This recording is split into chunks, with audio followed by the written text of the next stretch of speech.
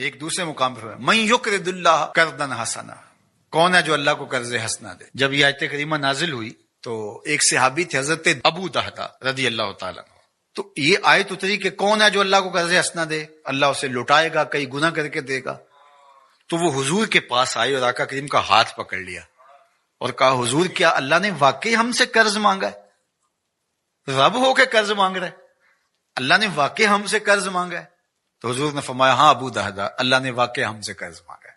تو حضور کا ہاتھ پکڑ لیا اور ساتھ ساتھ چلتے رہے، تو کھجوروں کے باغ کے کنارے حضور کو لے گئے اور 600 کھجوروں کا درخت تھا جہاں انہوں نے اس کو لگا کر کے پروان چڑھایا تھا۔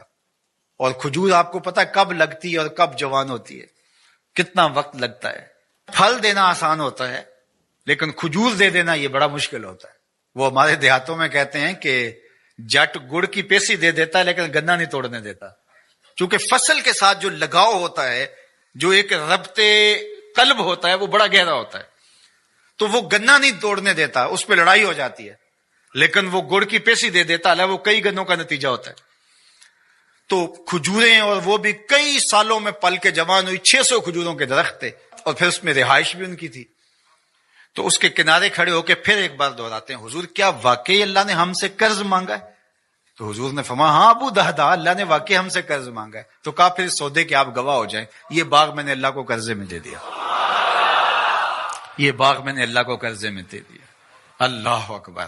اب ان کی رہائش بھی وہاں تھی اور بچے بھی وہاں رہتے تھے، اب اندر نہیں جا رہے، باہر ہی کھڑے ہو کے بلند آواز سے پکار کرتے یا امت دہدا اخرجی، اے دہدا کی امی جلدی جلدی بچوں کو لے کے باہر آ جا، یہ باغ اب ہمارا نہیں رہا، ہم نے اللہ کو قرضے میں دے دیا۔ اب خاتون تو لڑنے لگ جائے کہ یہ اور کہیں انتظام نہیں کیا، یہ گھر بستا ہوا، یہ کھجوروں کا باغ لٹکتے ہوئے خوشے، یہ چھوڑ دیں، لیکن وہ بھی حضور کی درس گاہ کی پڑی ہوئی تھی۔ اللہ اکبر۔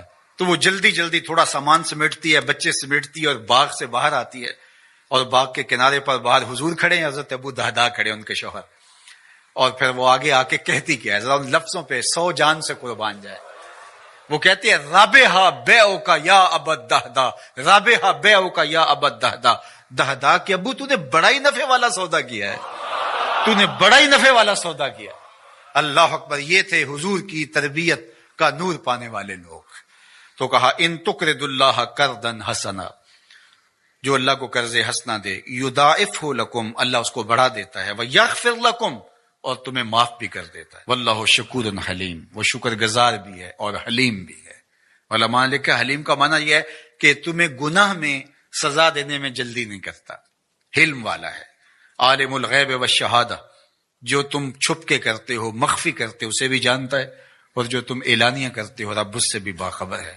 العزیز الحکیم، غالب ہے، اس پر کوئی غالب نہیں ہے، وہ حکمت والا ہے، یہ اس کی عظمتیں ہیں۔ تو سورہ التغابن اپنے دامن میں وہ نور رکھتی ہے کہ اس کی تلاوت کرنے سے زندگی میں جمال اور زندگی میں نور نصیب ہوتا ہے۔ علماء نے لکھا ہے وہ بیماری، وہ مشکل، وہ پریشانی جس کے ظاہری اسباب منقطع ہو جائیں تو سورہ تغابن پڑھے، اللہ تعالیٰ جل شانہ اپنا کرم فرما دے گا، اپنی رحمت نازل فرمائے گا۔ اللہ ہمیں سورہ تغابن کا نور نصیب۔ ان تقرض اللہ قرضا حسنا، اللہ کو قرض حسنا دو۔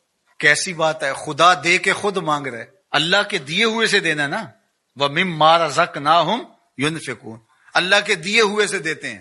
ذرا دیکھیے اللہ اس پہ ثواب دیتا ہے، اللہ کے دیے ہوئے سے دے کے اللہ سے ثواب لیتے ہیں، اور اللہ فرماتا ہے میں لٹاؤں گا بھی اور دگنا کر کے لٹاؤں گا۔ جو تم میرے دیے ہوئے سے دو گے اس کو دگنا کر کے لٹاؤں گا اور تمہیں اجر بھی دوں گا۔ یہ کیا دل آویز کہانی ہے۔ وَيَغْفِرْ لَكُمْ، اور تمہیں بخش بھی دے گا۔ واللہ شکور حلیم، وہ شکر گزار بھی ہے اور علم والا بھی ہے۔ اللہ اکبر۔ اللہ خود دے کے خود کہتا ہے مجھے قرض دو۔ بابا بلے شاہ قصوری نے کہا تھا اٹ کھڑک کے دکڑ بجے تتا ہوئے چلا، آن فقیر کھاکھا جامن راضی ہوئے بلا۔ تو آپ کے گھر میں جو کھانا پکتا ہے، ایک آدمی کا زیادہ کھانا پک جائے، کسی مفلوق الحال تک پہنچا دیں عزت نفس کے ساتھ، دعوت کی شکل کے اندر، غربا کو اپنے گھروں میں دعوت دیں۔ آج کل یہ فیشن بن گیا عمرا کی دعوت کرنے کا، غربا کی بھی دعوت کریں، عزت سے بٹھائیں، اچھے دسترخوان پہ ان کو کھانا کھلائیں، ان کو تکریم دیں، ان کو عزت دیں۔ اپنے ارد گرد ماحول میں دیکھیں. میں نے یہاں بھی کہا ہوا ہے، پھر کہتا ہوں کہ ہماری ہمسائیگی میں، ہمارے قرب و جوار میں اگر کوئی ضرورت مند ہو تو مرکز اس کے لیے حاضر ہے. یہ اس کا اپنا گھر ہے، تینوں وقت کا کھانا دستیاب ہوگا. اور ہم بڑھ رہے ہیں اب اس کام کی طرف کہ ہم ملک کے طول و عرض کے اندر اور پوری دنیا کے اوپر انسانی فلاح کے لیے کام کے حجم کو بڑھائیں گے انشاءاللہ. پہلے بھی اللہ کی توفیق سے ہم مختلف جگہوں پہ روہنگیا میں کام کر رہے ہیں، کاک بازار میں کام کر رہے ہیں، اردن میں کام کر رہے ہیں، فلسطین میں کام کر رہے ہیں. اللہ نے ہمیں توفیق نصیب فرمائی. ہم گزشتہ 3-4 سالوں سے ارض شام میں، سیریا میں کام کر رہے ہیں. اس طرح ملک کے اندر بھی اپنے محدود وسائل کے اعتبار سے کام ہو رہا ہے، لیکن انشاءاللہ چونکہ بہت سارے کام ہیں ہمارے ذمے، مدارس کا قیام، پھر ان کی ضروریات کو پورا کرنا، اور اس طرح سے فنڈنگ ہم کرنے کا مزاج بھی نہیں رکھتے. ہمارا خیال ہے کہ اس کو ایک اچھے ڈیسنٹ طریقے سے لوگوں کو ترغیب دے اور لوگ ہمارے ساتھ کھڑے ہوں. تو ہم انشاءاللہ اس حجم کو بڑھائیں گے اور اچھے انداز سے آگے بڑھیں گے. میں آپ کو بھی کہوں گا کہ صرف آپ اپنی گلی کو سنبھالیں، آپ اپنے محلے کو سنبھالیں. پورے ملک کو، پوری کائنات کو میں بلکہ کوئی تنظیم، کوئی حکومت بھی نہیں سنبھال سکتی. جب جذبہ احساس بیدار ہوگا، جو سب سے ضروری کام ہے جو ہم نے کرنا ہے، تو پھر خود بخود ہمارے علم میں نہیں ہوگا، وہ ہمارا تنظیمی سیٹ اپ نہیں ہوگا، وہ ہمارے نظم سے جڑی ہوئی چیز نہیں ہوگی، لیکن ہماری ترغیب سے تو یہ ہو. تو اس طرح لوگوں کے دکھ بانٹیں، لوگوں کے درد بانٹیں، سسکتی انسانیت کی مدد کریں. آپ کا رب باپ پہ بڑا راضی ہوگا. ادخال السرور فی قلب المومن عبادہ.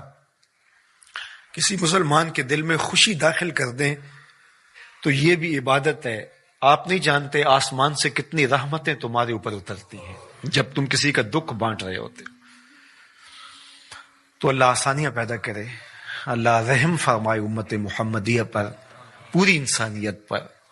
دور موجود کے سرمایہ دارانہ نظام نے دولت کو سمیٹ کر چند ہاتھوں تک پہنچا دیا، اور اس کا یہ نتیجہ سامنے آ رہا ہے کہ انسانیت بھوک افلاس کی طرف بڑھ رہی ہے.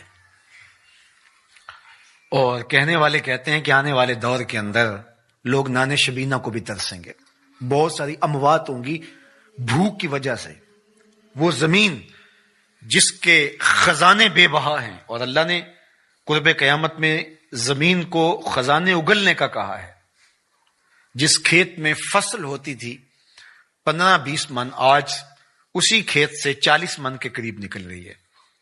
زمین نے اپنے خزانے کھول دیے، لیکن یہ دولت سمٹ جاتی ہے، یہ وسائل سمٹ جاتے ہیں چند ہاتھوں میں. اور گندم خراب ہوتی رہی امیر شہر کی، گندم خراب ہوتی رہی امیر شہر کی، بیٹی مگر فقیر کی فاقوں سے مر گئی. تمام عمر جو اہل زر کی خلعتیں بنتے رہے، تمام عمر جو اہل زر کی خلعتیں بنتے رہے، ان فقیروں کے مقدر میں کفن کاغذ کا تھا. تو یہ عدم مساوات ہے. اگر ان لوگوں کا بس چلے تو یہ فضاؤں سے آکسیجن بھی جمع کر لیں اور غریبوں کو سانس لینے کا حق بھی نہ دیں. اور انسانیت جو ہے وہ سانس کے لیے، آکسیجن کے لیے بھی ترسے، لیکن میرے رب نے یہ ان کے کنٹرول میں نہیں دی. تو یہ جو ارتکاز زر ہے یہ قوموں کے لیے بربادی کا سبب ذریعہ ہوتا ہے. اور یہ سرمایہ دارانہ نظام جو گزشتہ کئی اشروں سے چل رہا ہے، اس کے نتائج اب آپ کے سامنے آ رہے ہیں. اور کتنے لوگ پوری دنیا کے اوپر بھوک اور افلاس کے ساتھ سسک کے مرنے کے لیے تیار بیٹھے ہیں. اللہ جل شانہ اپنی عنایتوں کا حظ وافر عطا فرمائے.